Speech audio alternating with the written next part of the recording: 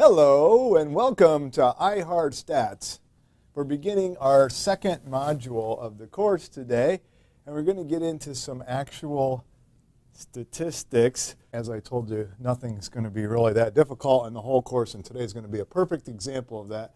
I know you'll feel comfortable after we get done with what we're talking about in this little mini lecture, and if you feel comfortable with that, you don't have to worry about the rest of the course. Everything's going to be just fine, okay?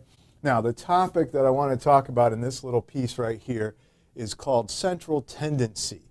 Central tendency. And so when you have your data, you have your variables, and you have all these different cases, you want to be able to describe that data in different ways. But one of the most important is to try to put a single number on what's most typical about your data. So what is the number that represents the rest of the data in the best possible way? Now, we know that there's a big spread of data, and so that one number isn't going to necessarily perfectly represent all the data, but it's going to tell us something about the center. It's going to tell us something about what's the most typical and what number the data is clustered around. When you have this number, then you can kind of compare across different groups the center of their distributions, and what's typical of this group and what's typical of that group.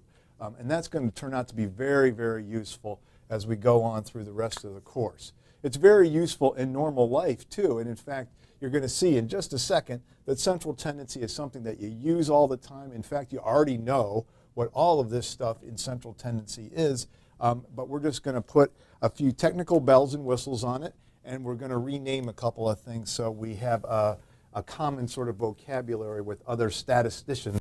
So we're going to look at three different measures of central tendency today. They are the mean, the median, and the mode.